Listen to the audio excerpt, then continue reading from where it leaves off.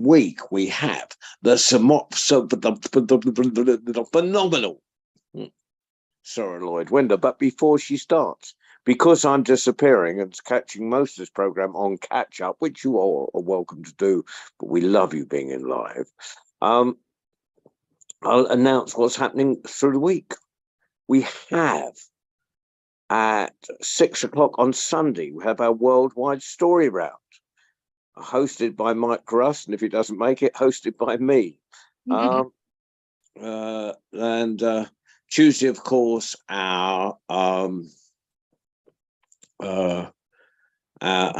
International Tales at 5 o'clock. On Thursday, we've got a special Stories for Peace, hosted by David Heathfield, and he's putting a full program together. And that's what will go from there. Anything raised on that will go to medical aid for Palestine. So the so we've got quite a good work. Oh, and next Friday we've got Amir Burke as our teller. So what a great week. But right now I'm going to introduce what's her name? Thingamajig. Fruitcake. What's her name? Sarah Lloyd Winder. Please put your hands together and applaud. I will applaud because it's only me. Yes. Right. I'll just put. Yeah. I'm going to take my hat off today because I've got strange clips in my hair, and I will start. So. Okay.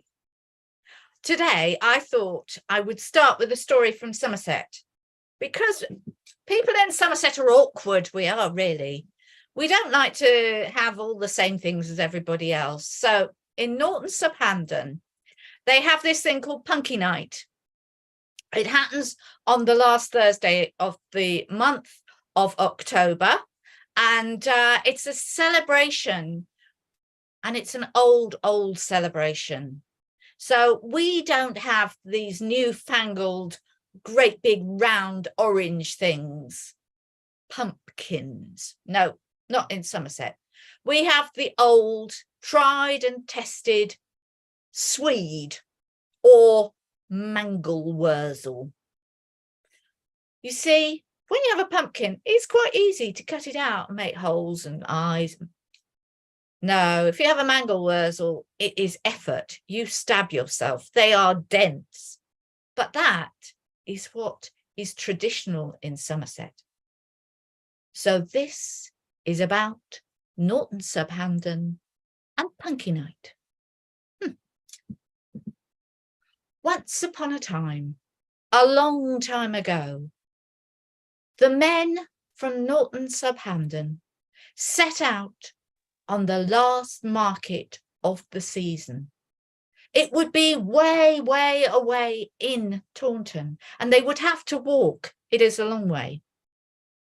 So they would set out early in the morning, taking their weaving, because that's what they were, with them, over the fields, out onto the big roads, and down towards Taunton, the big market town. And there they would sell their wares. All day, they'd be selling the last of the weaving before Christmas, you see. So it was a big time for them. They got the most money of the year. It was a long day. And when they set off back, well, you know what happens after you've been a day at the market. You might have a little drink, might just pop in at the inn before you set off home. And sometimes it was dark when they set off back. Now it's dark. It's dark here at 6 o'clock. It was very dark for those men walking back along the road. No street lights then. No big carts with headlights, cars, you know. No, just darkness. And as you got nearer and nearer to Norton-sub-Hamdon, well, it got a bit wild. And the last bit, the last 4 or 5 miles, would be across the fields. Now, a few years before, it was said that one of the men didn't get back home. He missed his footing on the way back. You see, it gets a bit marshy around there. And they lost him. So this night, all the women and children were determined that they were not going to have the same thing happen again. So they decided they would set up a light show, something, so that all the men would know where they were coming. Well, they didn't have a lot of money, but they did have mangel wurzels. You see, we eat the swede, but the mangel wurzel is often fed to the animals. It's a tough old thing. So they got the worst ones, the worst and most tough of these round, heavy, lumpy vegetables. And all day long, the children excitedly were scraping them out. And then when the women helped, they made little triangular eyes, little teeth. Oh, quite like the pumpkin faces we make, but very small. And then they pushed holes through the top so they could put twine coming out. And then in the middle, they put a candle. Oh, not one of our smart candles that we have today. Oh, no, these were rough and ready handmade candles. And so they had to be careful. They were propped up. Well, by the time it got dark, everybody was ready in the village. The children were so excited. You see, they were going to line up and parade with all the faces. When the women thought it was dark enough, really dark, about 7 o'clock, and the bell chimed on the village clock, out they all went. Candles were lit, children were giggling, and they walked out on the pathway, just to the road coming into the village. And there they stood, holding up their ghoulish mangles. And then, because the children had to wait a while, they invented a song. It was simple, and they called it Punky Night. The night that they would take their punkies, their mangel wurzels, out to show the way home from the men walking back. And the children paraded round in circles, singing together, singing and shouting. Oh, you know what children are like. They like to outdo each other with the noise and the volume, and round and round and round they went, giggling and laughing, till the first of the men was seen coming back over the fields. Oh, it was such a celebration that night because the men weren't expecting it. Hugs, and joy, and of course, it wouldn't be a celebration without food, and great big vats of soup had been made. A bit of mangel wurzel swede might have been included in the thick, strong vegetable soup, and a couple of potatoes each, and a little bit of proper, none of your fizzy, proper scrumpy Somerset cider was down. And at that point, the women carefully unloaded the pockets of the men, taking the money, because it would have to last all the way through the winter to the spring.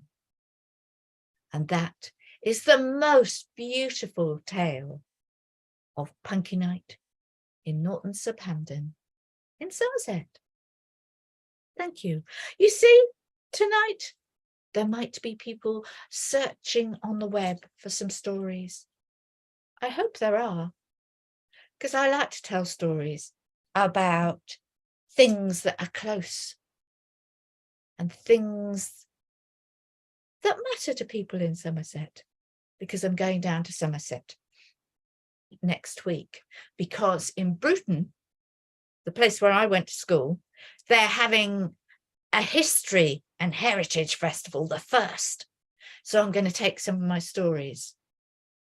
So this is another of the stories that originally were created for a project I did in Somerset.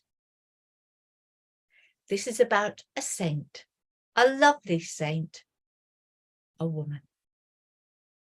So this is my story.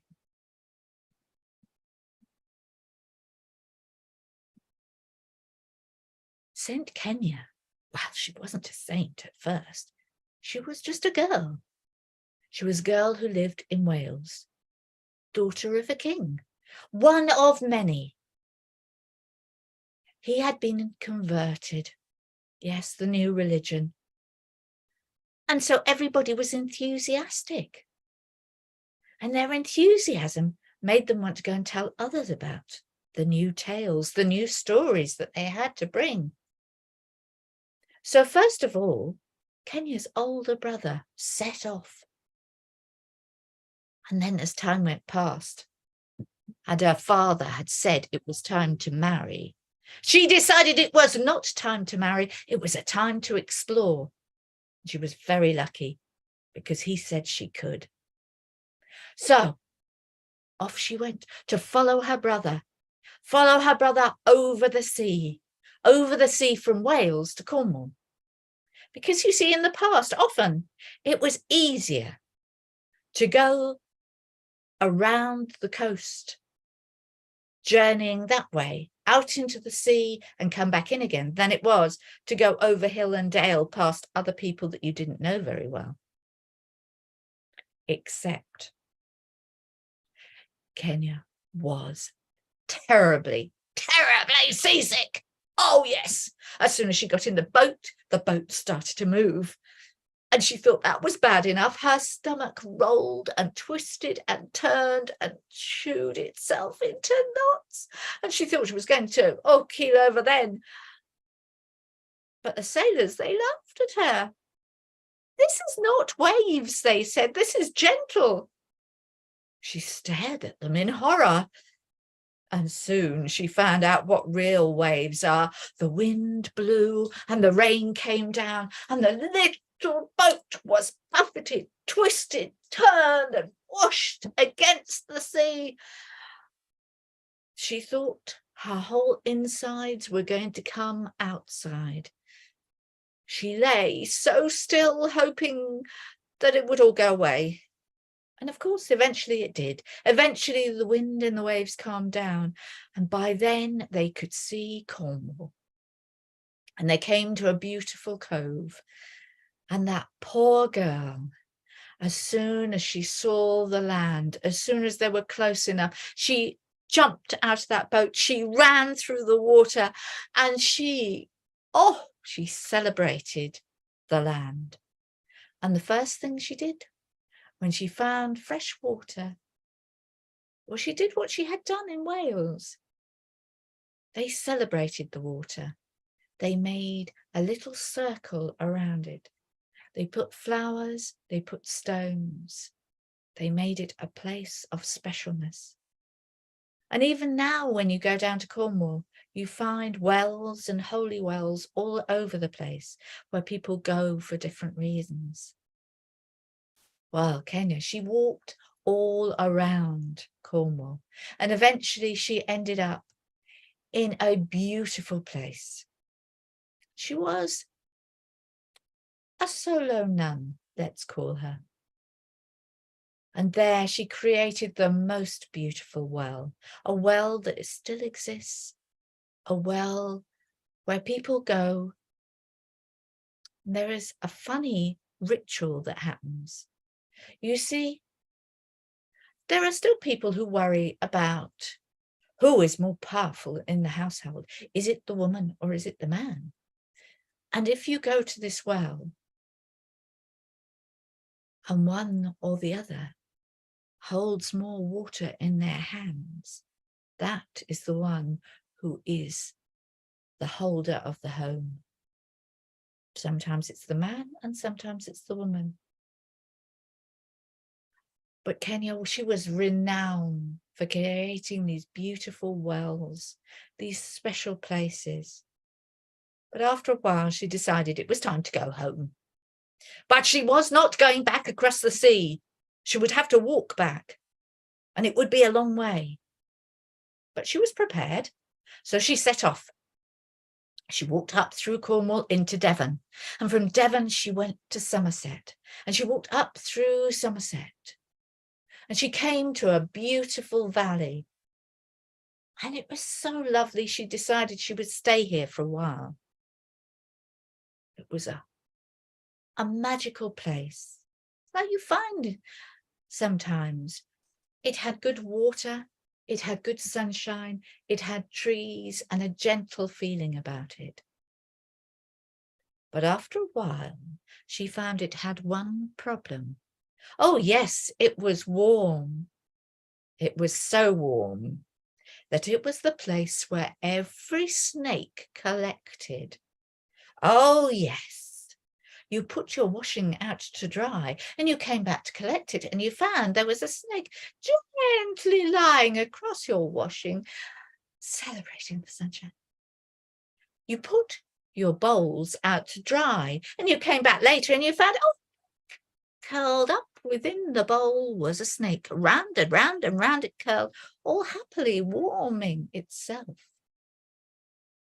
Well, this happened day after day after day until St. Kenya got so angry.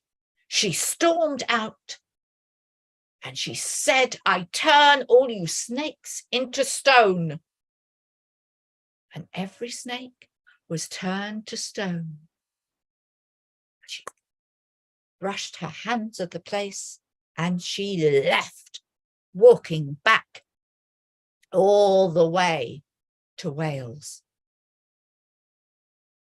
Now, many hundreds of years later, when the tale had been told and retold and the saint herself had been forgotten, they remembered her in the name of the place, Keynsham. And they remembered her for the snakes. But then, of course, along comes the historians and the archaeologists, and they laugh at the tale because they say, you know why there's all these round, round, round stones found in this place, don't you? They are not fossilized snakes who curled up in the saints' bowls. No, they are ammonites. Ammonites who were swimming around the sea many, many millions of years ago. And when they died and fell to the bottom of the sea. And the earth and the sand was laid on top, and they were pressed and pressed and pressed until they became fossils. But I think whether you like ammonites or you like the story, there's a place in the world for both, aren't there? And the place called Keynsham is a place where we should remember a saint walking through. Thank you. Well, that's the story of St. Keynsham, and how she turned all the snakes to stone.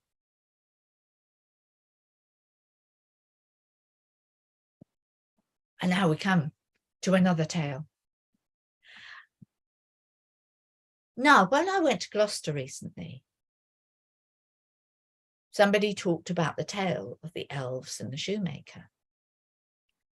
But in Gloucester, there's another tale, very similar.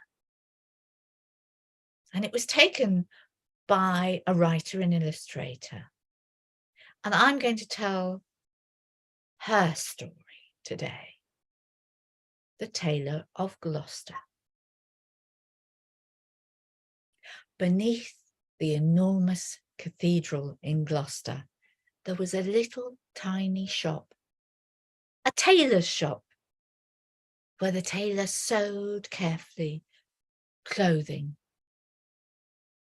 But this winter had been a harsh winter, and this winter the tailor, oh, he was very unwell.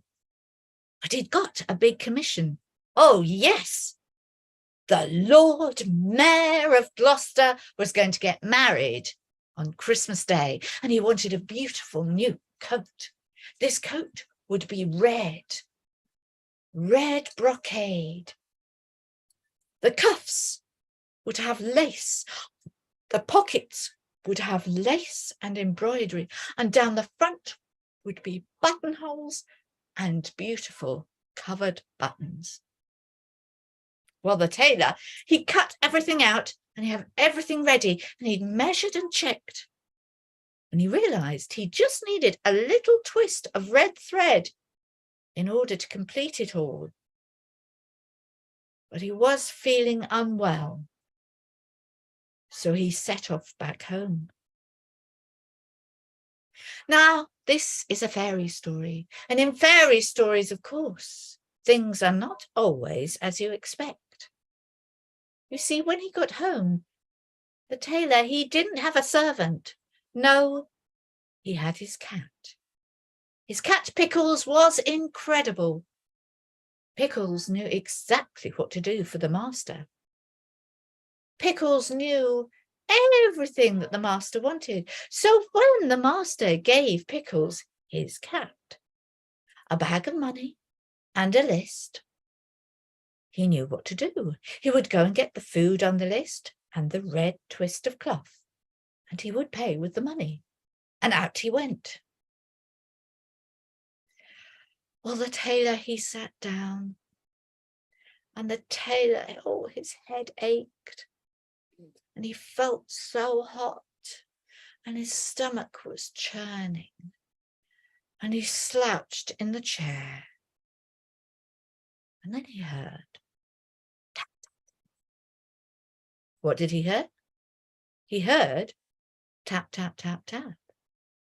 And he went over to the table, and there was a cup turned upside down. Yes. The tap, tap, tap, tap was coming from the cup. So he lifted the cup and popped a little mouse, a tiny little mouse that looked right at him. The mouse seemed to bow and disappear. The tailor thought it was his head. He sat down again. But no sooner had he sat down than he heard again. What did he hear? Tap, tap, tap, tap. Again. This time, there was a mug on the table. And he went over. And he raised the mug. Yet again, out came another mouse. And the mouse bowed and shot off the other way. By now, the tailor thought it was definitely his head. He was about to sit down again when there was another tap, tap, tap, followed by another tap, tap, tap. And he looked at the table and he realised it was covered with cups and bowls turned upside down. And he picked up one, and another, and another. And each one had a little mouse inside, a little mouse who ran out, a little mouse who bowed, and a little mouse who shot off. After a while, he had a pile of empty bowls and empty cups, and now his head could not stand it any more. And he crawled back into his chair, and he picked up a big old blanket, and he wrapped himself around, and he pulled the pillow close. Before you could say 2 snores, he was asleep. Back came Pickles the cat, proud as proud. A good bit of fish for their dinner, a piece of red twist to finish the coat. In the door he came, but what was that on the table? Where were his cups? There should have been many, because I'm never sure even if magical cats can count. There were no cups They were piled. Well, cats can be annoyed, and Pickles was very annoyed. He took that red twist.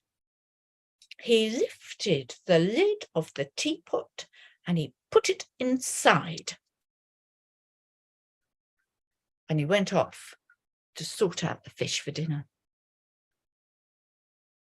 Well, that night, the poor tailor woke up gently,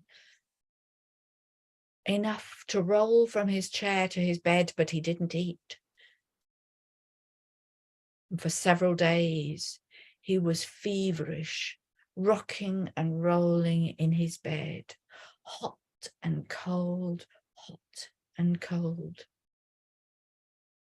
Pickles watched. He loved his master, but there was nothing he could do. He just sat and watched as his lovely tailor friend suffered.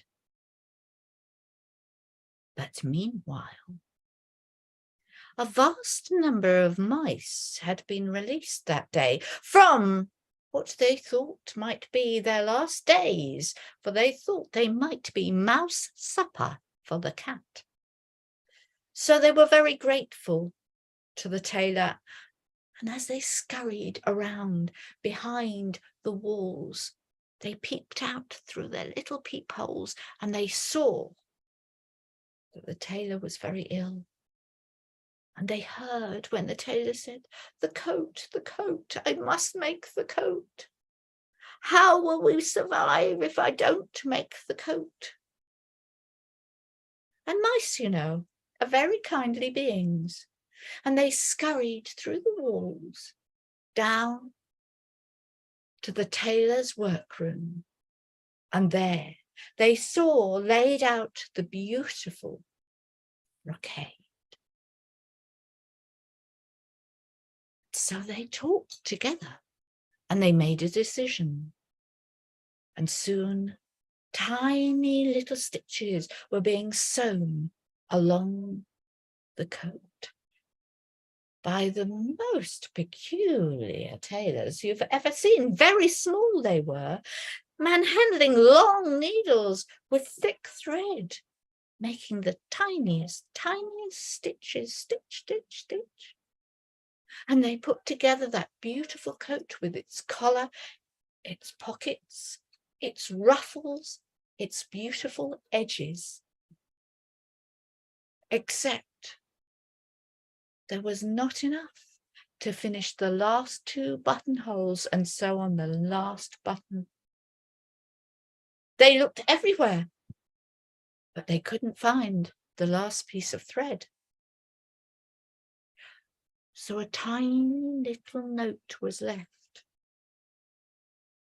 No thread left, and pinned to the coat.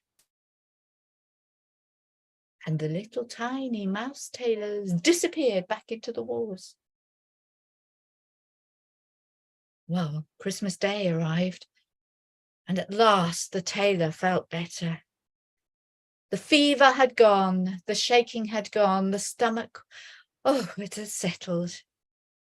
And he woke up Christmas morning, and you would have thought that he would have been pleased, but he was in a panic. How many days have I been asleep? How many days have I been unwell? And he dashed down to make the coat, for otherwise disaster, and we will not have the money to live. But imagine his shock when he got to his workroom, and there on the bench was the coat all made up.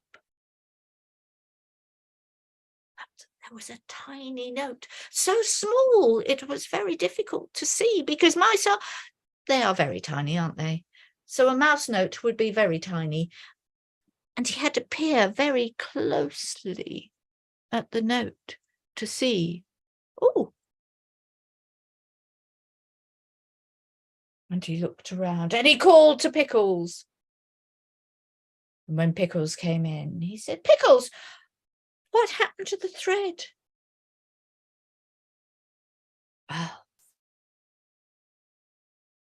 I think by now Pickles might have felt a bit guilty, for he retrieved the last bit of red twist, and the tailor was able to sew the last buttonholes, sew on the button, just in time for the Lord Mayor of Gloucester to arrive at his door to receive his coat. And many spoke about that beautiful coat. How elegant the Lord Mayor looked at his wedding, how it had been made from the little tailor who was in the passageway just underneath the shadow of the cathedral. And the tailor never said that those little stitches, so carefully sewn, were the magic stitches of the most beautiful mouse stitches in all the world. And that is my version of the Tailor of Gloucester. A little magic tale for you. It's slightly different from Beatrix Potter's tale, but you see, hers was an interpretation too.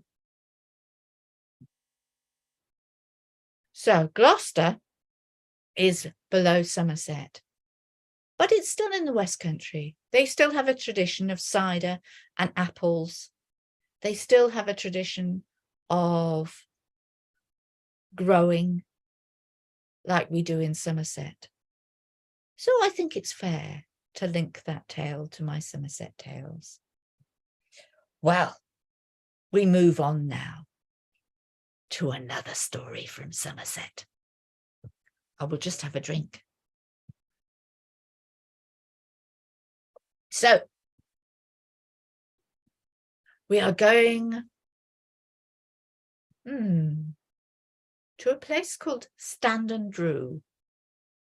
It's between Bath and Bristol, the Somerset side, which is right at the northern edge of Somerset. And it's a lovely story. There were a girl and a boy, and they had decided to get married. And they were a lovely couple. And when they went to the priest to say they wanted to get married, he was quite happy to marry them. Now, in those times, for it was a long, long time ago, marriages weren't planned months and years ahead. They would be as soon as possible. 3 weeks, they would have had to be announced in church, the banns of marriage. So within the month, they would be married. That was plenty of time to get together a marriage ceremony and a feast for afterwards. The marriage was lovely. In those times, they didn't necessarily wear white dresses. Do you know that only came in with Queen Victoria? The bride wore a lovely dress. Not quite brand new, but as new as she could make it, and enhanced with beautiful bows and ribbons. It looked really good. And she looked beautiful. A word that's not used so much nowadays, bonny. She looked very bonny. So the ceremony was held, and then they walked down to just behind the old inn or public house. And there in the field behind the public house, they would have their feast, followed by the dancing. Everybody in the village came. There were such things as invitations. You just went. They started with the eating, sitting down at the tables, and there seemed to be loads of food. And everybody gave a little speech. It wasn't big and formal. They just toasted. Even the vicar toasted. And then the fiddler was called. Oh, he was the local fiddler. He went from place to place. They all knew him. He was good for a tune. And they started to dance.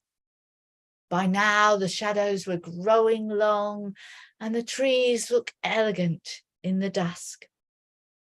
It was still warm and the dancing went well. The musician played on, and it got darker and darker. And the bride, she thought she would dance and dance. But you see, it was getting near midnight. And you can't be dancing on the Sunday. No, that is the Sabbath. And you are not allowed to dance on the Sabbath. The musician, you see, he knew the rules. And he had to be careful. If he did it at one place, he would be in trouble. So he was a stickler for time, and you could see on the church clock the time. So at 10 to 12, he said, that's the last dance. I will be finishing soon. But the bride, oh, she was full of dancing and food, and perhaps she had drunk a little too, and she was full of joy and love for the day. And she said, I want more dancing. It is ridiculous to stop now. The musician, he had stopped. The fiddle had been packed away. The money had been received, and he was walking out the village. But the bride, she shouted, I do not care that you leave.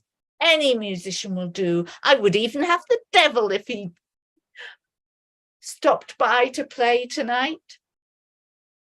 Which is quite unusual to shout out on a Somerset night in the middle of summer.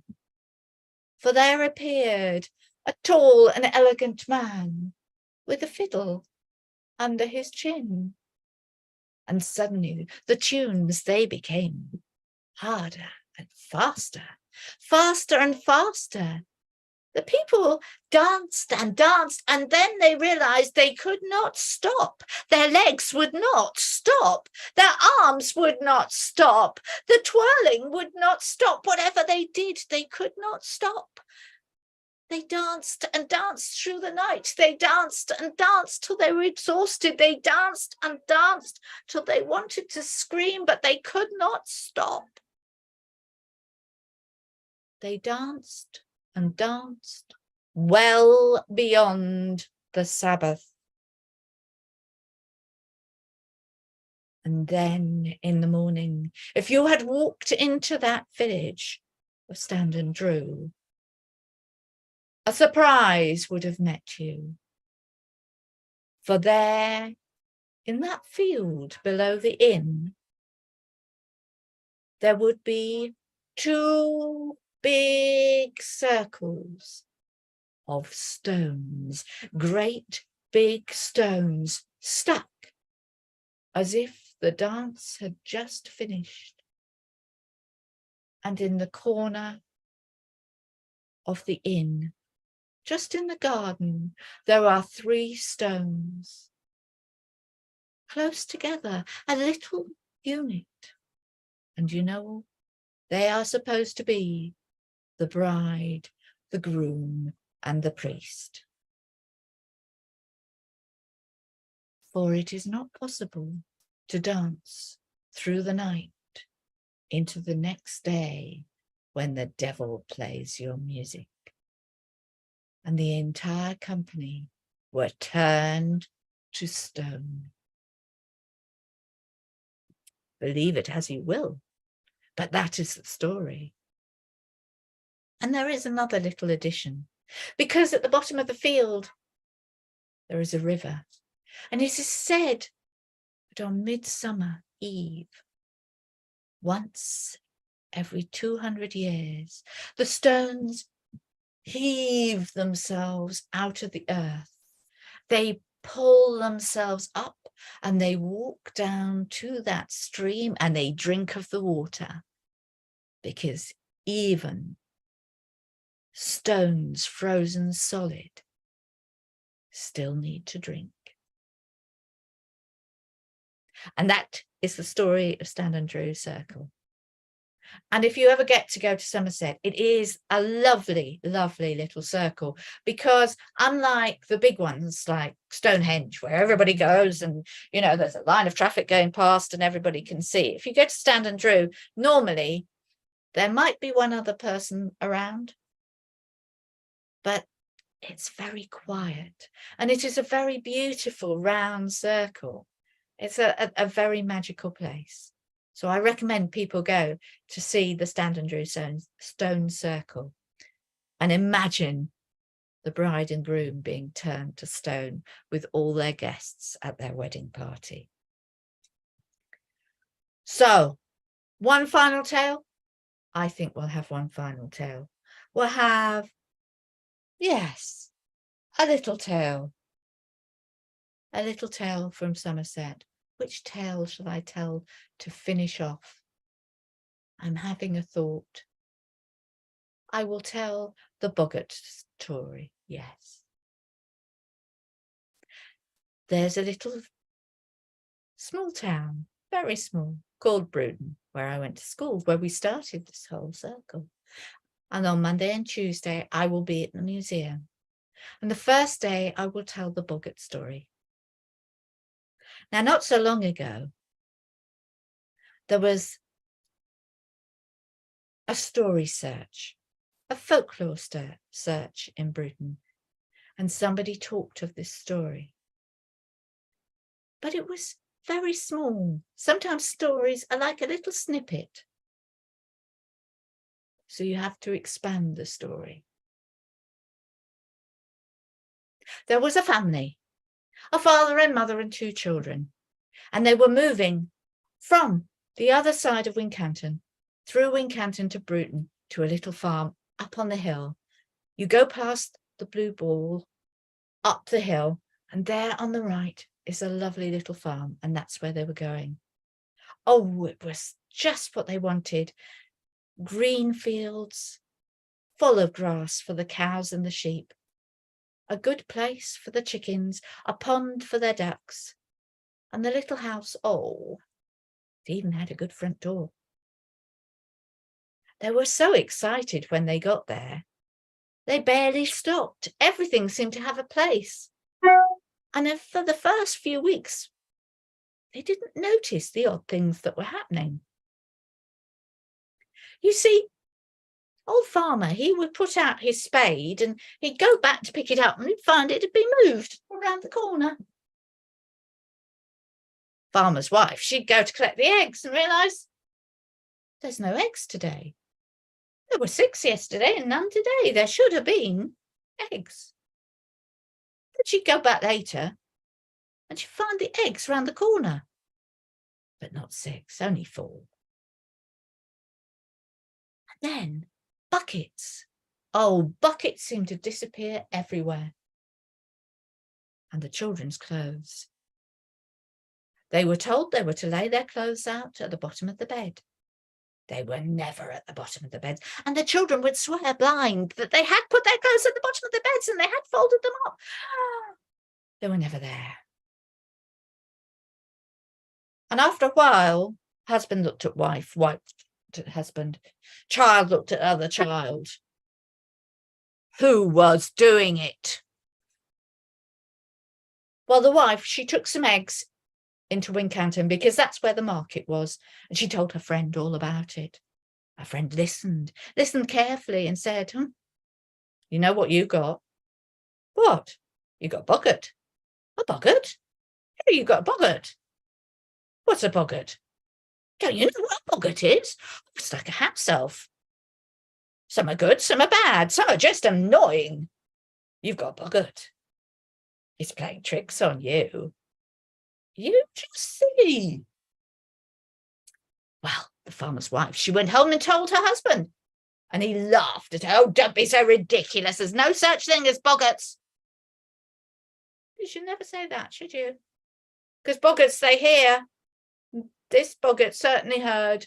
That night, the farmer, he wandered down the road to the pub at the bottom of the hill. Now, he may only have had 1 or 2. He may have had 3 or 4 to drink. But wander back up the hill in the dusk with the light changing, things suddenly look different, don't they? And as he came to that dip, up out of the ground rose an enormous monster, grey and wobbling and screaming and howling at him like something very monstrous. He ran. He didn't know what it was, but he ran. He ran home and slammed the door. If he'd been on the road, he would see a little boggart, for boggarts are not very big, with 2 large twigs and a very dirty sheet, wafting it like mad and giggling and laughing. Well, the farmer, he knew he had something going on and he wasn't having any more. And he had to make a decision as the head of the household. We're going, he said. We're not staying here, not with things like that outside. We're going in the morning, packing up and leaving. So the next morning, everything was packed up, folded up, put on the back of the cart, and off they went, down the hill, through Bruton, out the other side, and up to Wincanton. And as they went through, the farmer's wife, she saw her friend. Oh, said her friend, what's happening? Oh, we're leaving, said the farmer's wife. We couldn't cope. You were right, you know. We had one of them things. He's decided we're going back. No good will come of it. We're all going. And at that point, a little voice came out somewhere beneath the carpets and the table and the chairs, and it went, oh, yes, we're all going. And the wife looked at the husband, and the children looked at each other, and they all peered back. And the husband folded his arms and said, well, if it's coming with us, we may as well stay at the farm. And so back they went, back home. And they may have had a boggart in the house. But once you know, you can deal with it. And better to have a boggart you know than a boggart you don't.